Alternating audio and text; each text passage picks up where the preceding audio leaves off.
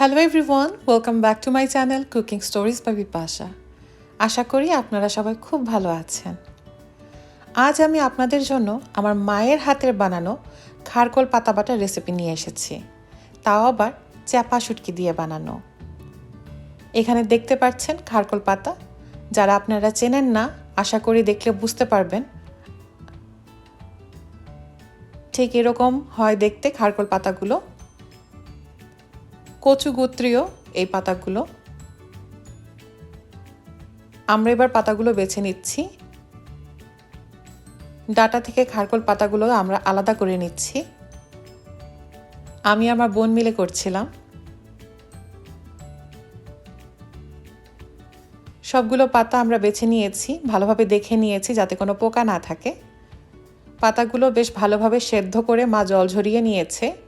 এখানে দেখতে পাচ্ছেন চেপা শুটকিগুলো মা ভালোভাবে পরিষ্কার করে ধুয়ে নিয়েছে।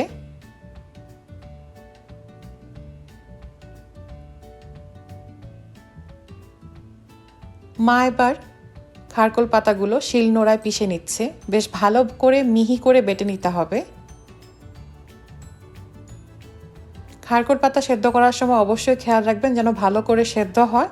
সেদ্ধ করার পর পাতার ভালোভাবে জল ঝরিয়ে নিতে হবে।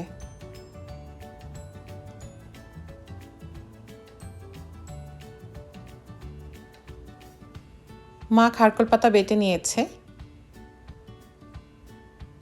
এবার একটি কড়াইয়ে পরিমাণ মতো তেল দিয়ে মা খারকোল পাতাগুলো ছেড়ে দিচ্ছে। এখানে প্রায় 4 টেবিলস্পুন পরিমাণ তেল আছে। তেলের মধ্যে খারকোল পাতা বাটা দিয়ে মা ভালোভাবে মিশিয়ে নিচ্ছে। নেড়ে চেড়ে এটা রান্না করবে মিডিয়াম টু লো হিটে 5 মিনিটের মতো। মা অ্যাড করে দিচ্ছে স্বাদ মতো লবণ, লঙ্কা গুঁড়ো আর সামান্য একটু হলুদ গুঁড়ো এতে অ্যাড করা হচ্ছে।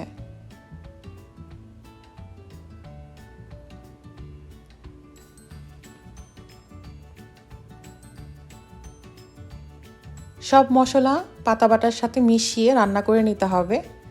মিডিয়াম টু লো হিটে রান্নাটা করতে হবে।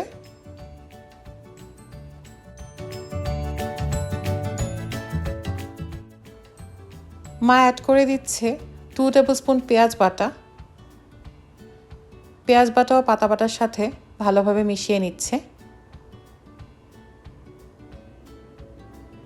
এবার পাতা বাটাটা রান্না করতে হবে যতক্ষণ পর্যন্ত পেঁয়াজের স্ট্রং স্মেলটা না চলে যায় আর পাতা বাটার গা থেকে এরকম তেল না ছেড়ে আসে। মা কড়াইয়ে কিছুটা জায়গা করে এর মধ্যে তেল ছেড়ে দিয়েছে। এবার এতে অ্যাড করে দিচ্ছে চেপা শুটকি। এখানে প্রায় মা 7-8টা পরিমাণ চেপা শুটকি ব্যবহার করেছে।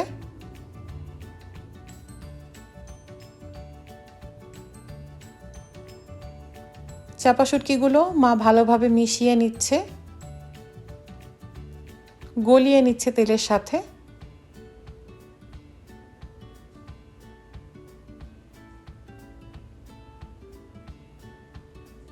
পাতার সাথে এবার মা চেপা শুটকি বেশ ভালোভাবে মিশিয়ে নিয়ে রান্না করবে আরও 5 থেকে 7 মিনিট মিডিয়াম টু লো হিটে।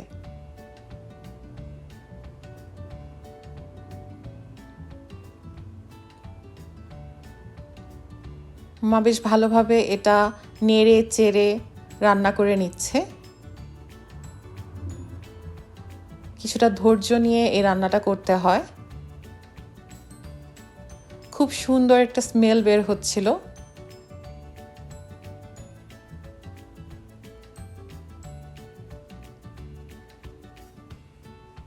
চেপা শুটকি দিয়ে খারকোল পাতা বাটা আমার মায়ের হাতের স্পেশাল করে বানানো তৈরি হয়ে গেল।